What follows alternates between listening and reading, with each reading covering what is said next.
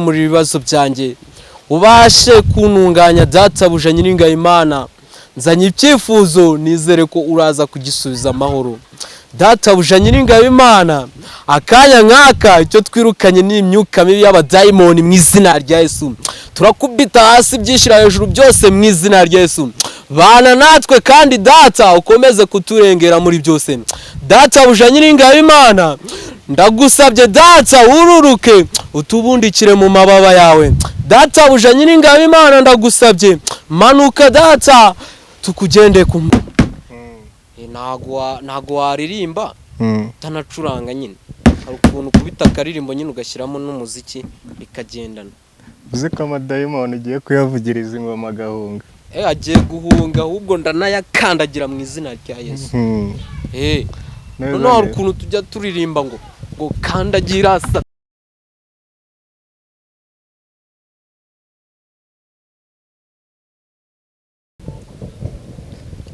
turagusuje cyane wowe ukurikirana ibiganiro byacu bya buri munsi niba wabikunze ukorera iki niba ufite igitekerezo wandike komenti niba kandi nanone ushaka kongera kutubona kora subscribe nibihe byiza rero kuri mwese twongeye kugarukana na wa mugabo cyangwa se wa musore uhora utubwira amakuru y'umukunzi turagusuje cyane murakoze cyane nanjye ndabasuhuje uyu munsi dufite iki uyu munsi ikintu mbafitiye nuko ndi ku mavi nsengera umugore wanjye kugira abashe kongera kugaruka mu murongo yego yagarutsemo Imana igenda ibimfashamo akagenda agaruka gake gake hari ikiri gukora kuko ubu ngubu ndi ku mavi ndi no mu masengesho guhera kwa kangahe nta nubwo ndakoza amazi mu kanwa n'ibi byo kurya niyirije mbese niko nabibabwira wiyirije yego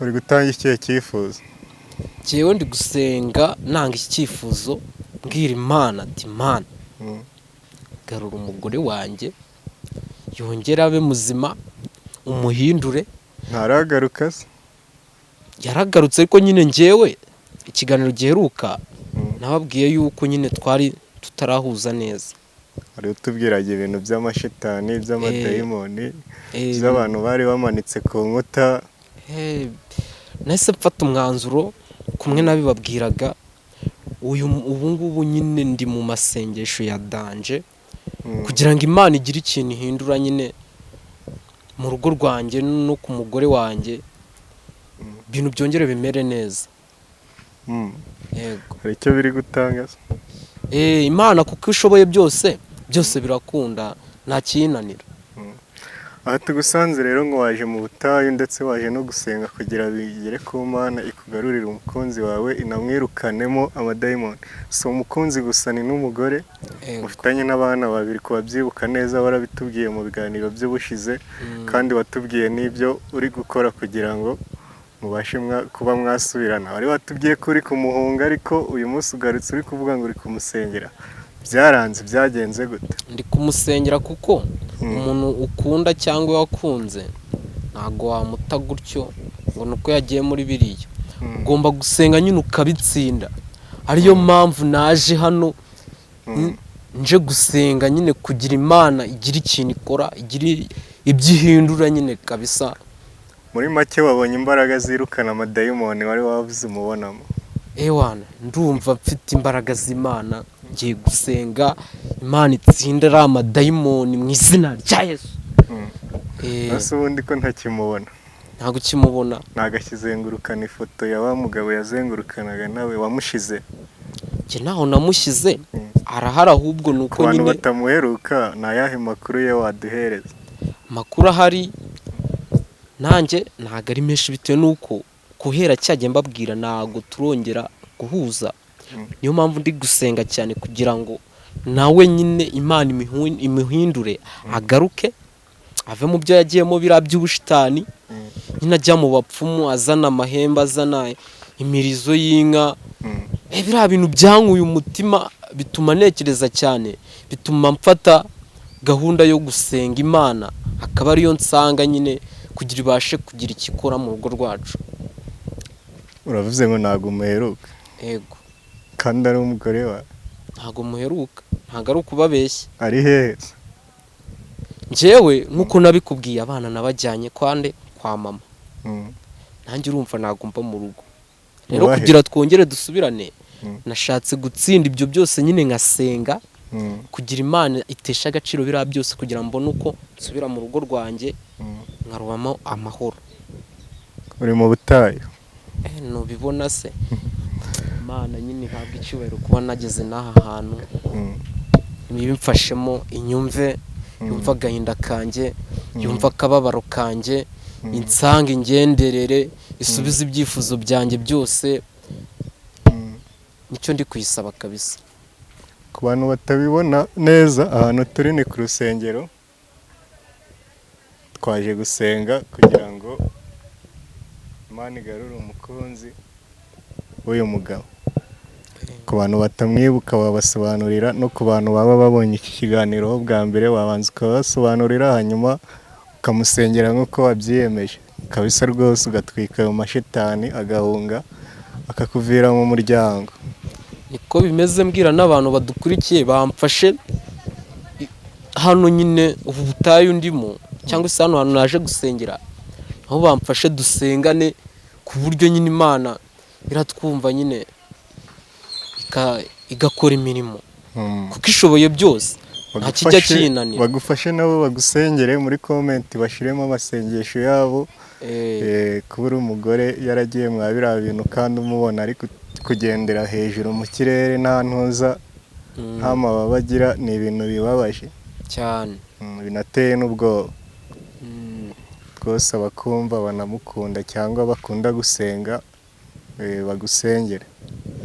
Ari nkubwiye ngo mutwibutseho gatoya, hanyuma tukurekure tuguhe umwanya umusengere. Nk'uko bamuzi cyangwa se abatamuzi, ni Miss Mbonye, uriya niwe madamu wanjye, dufitanye abana 2, urumva ko twabanye kera nyine, urumva ko Miss Mbonye ni muntu ki? Ni gute yaje kwitwa Miss Mbonye? Akora ibiki bituma umwita Miss Mbonye? Baramubonye hirya no hino agenda azengurukana amafoto ya Israel Mbonye, ayafite nyine, bumwe no mu gitaramo adodesha imyenda, agenda bambaho amafoto ya Israel Mbonye, yigaragura mu byondo, afite ari amafoto. Ndakeka bamuzi, cyangwa se n'utaramumenya azamumenya nyine tu.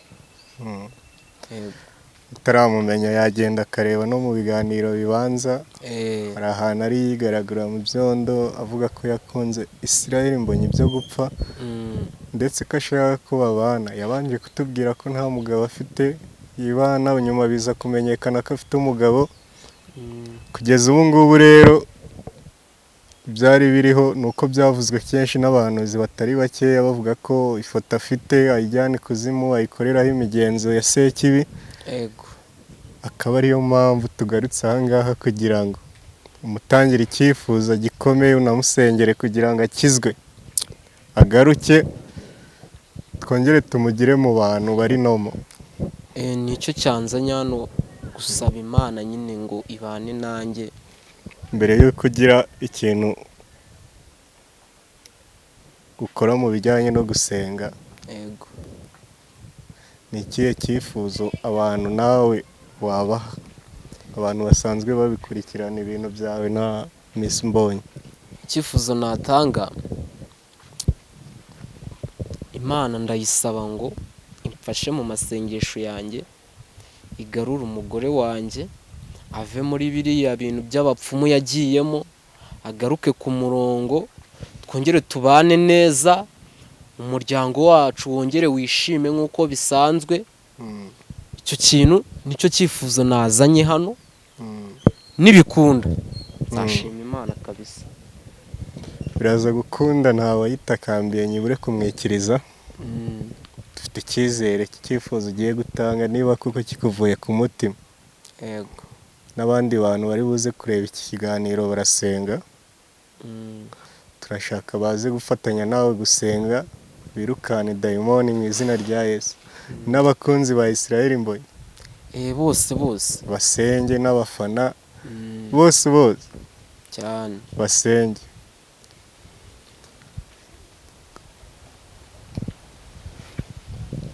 Tuguhaye umwanya rero, gira ikintu utangira mbere yuko, ariko tukiri aho, hasi yawe hari indobo, hari n'akajerekani. Ibi byo wabizanye kubimaza iki? Ibi ngibi byo hari abantu batari kubibona, waterura ukatwereka. Iyi ni indobo, uriya harimo n'agati, sinzi niba mwakabonye aka gati. Indobo rero mugenda wandi gusenga, iyi ni ingoma. Ntago waririmba utanacuranga nyine, hari ukuntu ukubita akaririmbo nyine ugashyiramo n'umuziki bikagendana. Uzi ko amadayimoni ugiye kuyavugiriza ingoma agahunga? Agiye guhunga, ahubwo ndanayakandagira mu izina rya Yesu. Noneho hari ukuntu tujya turirimba ngo kandagira Satani n'amahoro yamaye, kandagira Satani n'amahoro yamaye, mukandagire mukandagire mukandagire n'amahoro yamaye, kandagira Satani n'amahoro yamaye. Buriya ndabakandagira mu izina rya Yesu. Iyi ndobo nicyo iraza kunkorera. Uwo dayimoni wamanika umugore wawe mu kirere, barashya yamiriza yene n'amahembe wabonye, urabyirukanye mu izina rya Yesu. Twari turi ku ndobo. Yego. Icyo gitekerezo cyo kuzana indobo wagikuye? Igitekerezo nyine urabona nyine ubukeneye umuziki, twabifata nk'umuziki. Najya nyikubite nyine abazimu bahunge, nabakandagire mu izina rya Yesu ubundi bahunge. Kuki wahisemo indobo aho kuzana ikindi kintu wakoresheje? Indobo impamvu nayizanye niyo nyine nabonye hafi, kuko nyine numvaga naratinda mu rugo bitewe nuko nshaka gusenga Imana ikagira ikihindura. Harimo n'umudayimoni witwa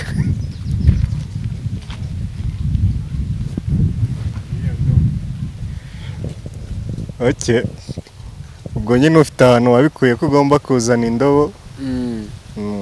Ni igitekerezo cyawe, nta makuru mfite ku bijyanye no gusenga no kwirukana ibyo bintu wavugaga, cyane cyane ibintu birimo amahembe n'imirizo rwose, no kwimanika no kuvugira ibigambo ku mafoto, nta kintu mbiziho cyane.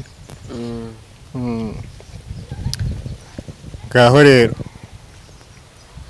ukurikije imbaraga zawe n'uburyo wizeye, tuguhaye umwanya rwose. Turashaka wirukane iyo dayimoni, wirukane n'iyo myuka mibi, umugore wawe ahinduke kandi areke umugabo w'abandi kwirirwa azererana ifoto ye. Umwanya ni uwawe. Ubu nyine ngiye gusenga Imana, ubundi insange nyine imfashe ngenderere muri ubu butayu ndimo. Ewana Uwiteka Mana, turagushimye, turaguhimbaje, tugushimiriza n'urukundo watureze tutarabo kurindwa. Data, aka kanya tuje imbere yawe, nje imbere yawe Data, ndemerewe Data, nje imbere yawe kugira ngo ubashe muri ibibazo byanjye, ubashe kuntunganya Data buja nyiringa Imana. Nzanye icyifuzo, nizere ko uraza kugisubiza amahoro. Data buja nyiringa Imana, akanya nk'aka icyo twirukanye ni imyuka mibi y'abadayimoni mu izina rya Yesu. Turakubita hasi byishira hejuru byose mu izina rya Yesu. Bana natwe kandi Data, ukomeze kuturengera muri byose. Data buja nyiringa Imana, ndagusabye Data, ururuke utubundikire mu mababa yawe. Data buja nyiringa Imana, ndagusabye manuka Data, tukugende ku mugongo wawe. Data, wo wahetse nago yagwa, akanya nk'aka ndakwiragije ngo ubane nanjye amasaha yose ndamara hano. Ukomeze ungenderere kandi unyiyereke kuko ushoboye byose. Byose ni mu izina rya Yesu Kristo, amen. Nabonye umukunzi mwiza, yarankunze namuzi, yamfatishije umugozi ari rwo rukundo rwe. Oh haleluya. Oh mana ndakwinginze nyiringabo Imana, fasha ugarure umugore wanjye mu murongo. Data nagaruka nzashima izina ryawe, iyi myuka mibi itsindwe mu izina rya Yesu. Biriya bihembe ndabikubita hasi mu izina rya Yesu. Oh data ndakwinginze, ciye bugufi data.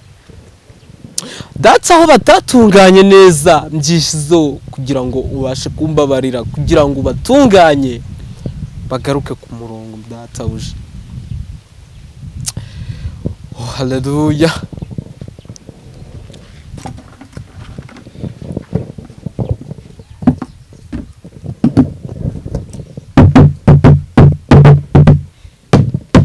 Kandagira Satani n'amahoro yamaye, kandagira Satani n'amahoro yamaye, kandagira Satani n'amahoro yamaye, n'amahoro yamaye, kandagira Satani n'amahoro yamaye, kandagira Satani n'amahoro yamaye, n'amahoro yamaye. Mukandagire, mukandagire, mukandagire, n'amahoro yamaye, n'amahoro yamaye, kandagira Satani n'amahoro yamaye, kandagira Satani n'amahoro yamaye. Oh haleluya.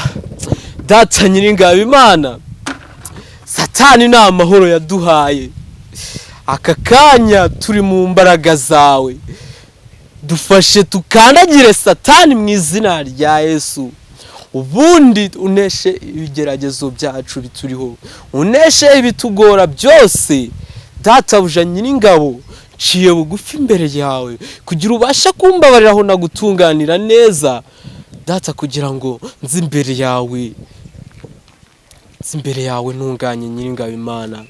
Aka kanya nje mfite agahinda, mfite umubabaro, kandi waravuze ngo nabaza ndagutabara nkwereka ibikomeye biruhije utabona. Aka kanya Data buja nyiringabo Imana, naje hano hantu kugira unabare unduhura ibinkomereye. Data buja nyiringabo Imana, Data buja nyiringabo Imana, ndakwinginze ciye bugufi imbere yawe, ukomeze ubane nanjye amasaha yose ndamara hano kugeza ibibazo byanjye bikemutse. Saba n'abantu bose banshyigikire, bamfashe mu gusenga kugira ngo isengesho ribashe kukugeraho Data buja. Urakoze cyane Niko. Ego. Urizeye? Nizeye ko Imana irabikora cyane kuko ishoboye byose rega. Isengesho yawe urabona ari buze gusubizwa? Arasubizwa. Agaruke. Iyo wizeye kwizera kurarema. Rero nizeye mu mutima wanjye ko Imana irabyumva, yumva isengesho rirayigeraho, ubundi iransubiza. Ego. Ewana, turagusabira natwe kabisa n'abandi babishoboye, umusabire agaruke. Ego.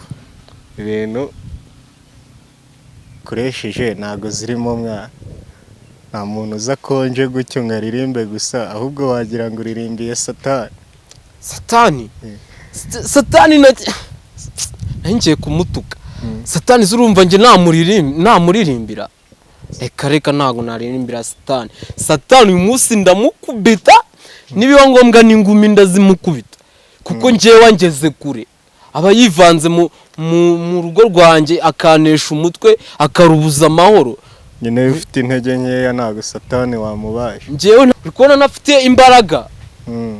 njye mfite imbaraga n'imbaraga z'Imana njye ndi kuziyumvamo.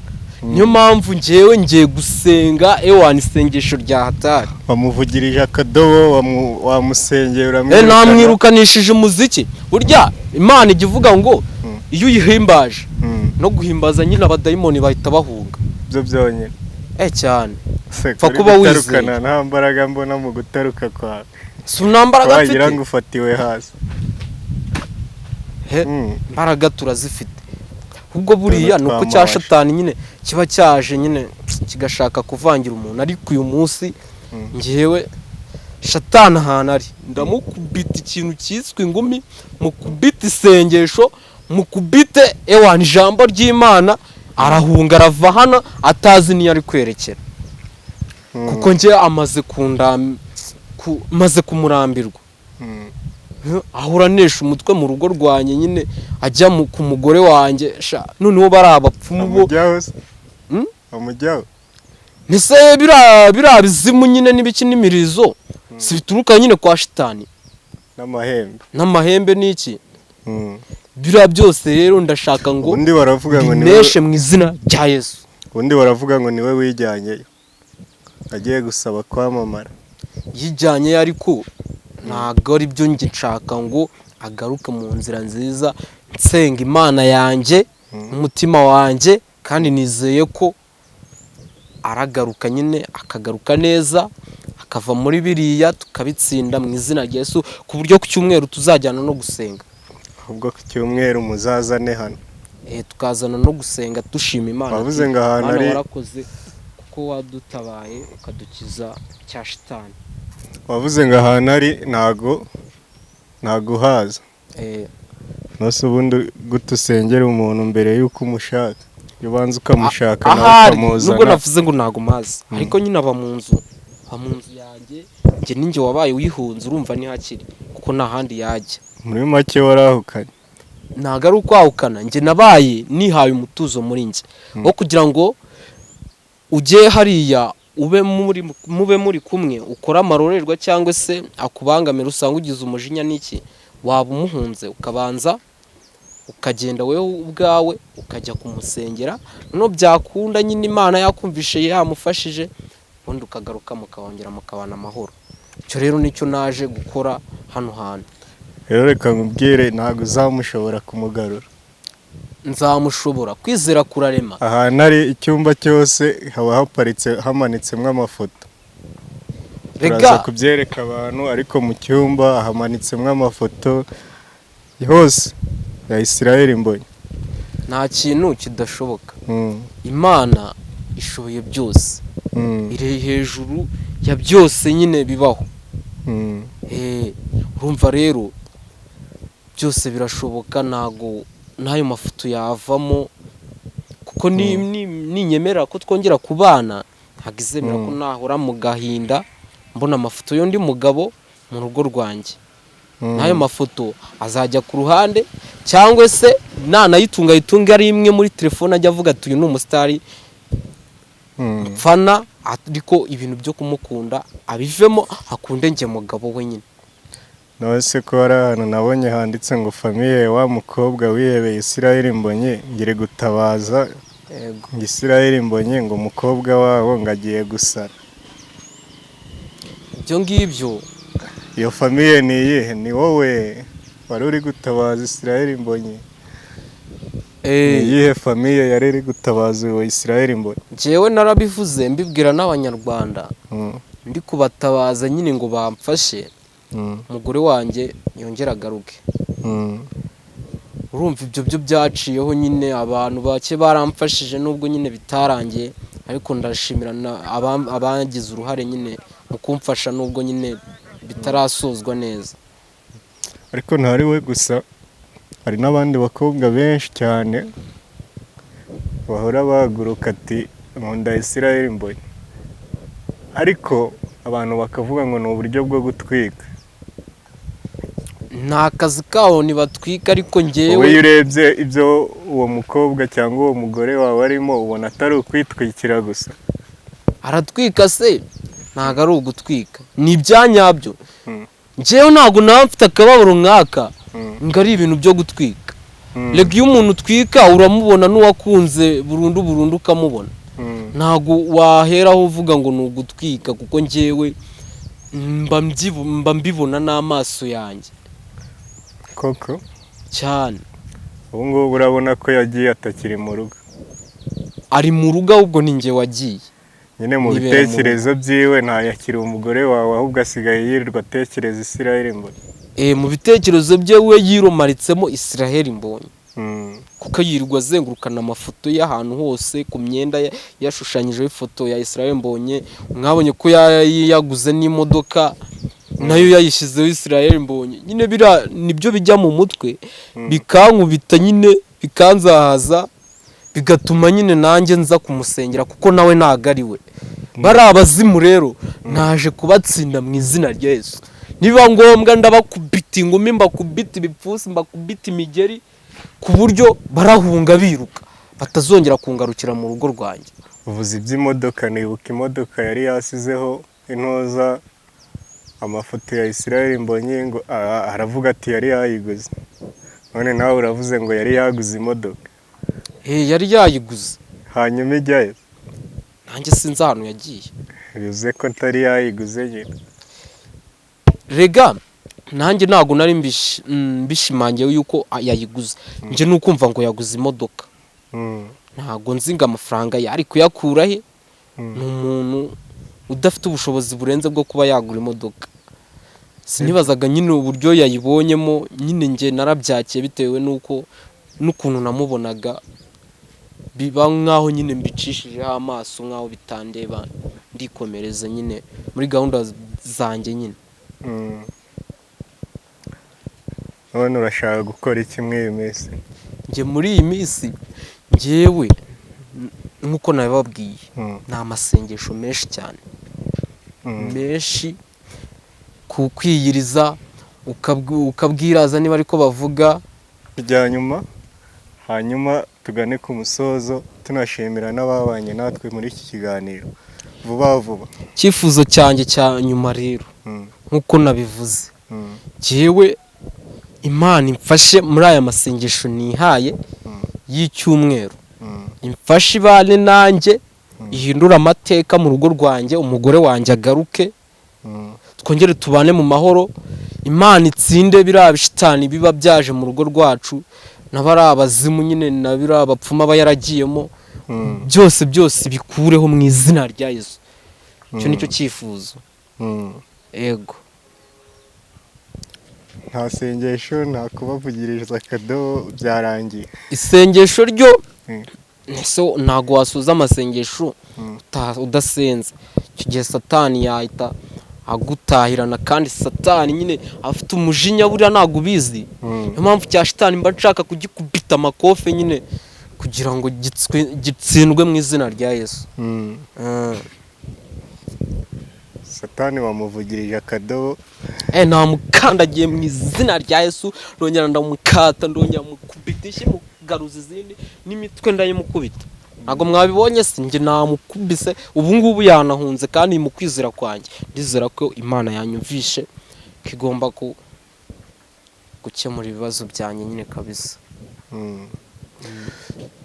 Murakoze cyane wabanye natwe kugeza ku musozo w'iki kiganiro. Niba wabikunze kora like, niba ufite igitekerezo andika muri comment. Ikindi niba ushaka ko hari abandi bigeraho wakora share, niba ushaka kuzongera kutubona wakora subscribe. Turagushimiye cyane. Twari turi kuri Trend 250, Akrabyo TV, Asmani TV, aho hose wadusanga. Wadukurikirana ku mbuga zacu zose wanditsemo Trend 250.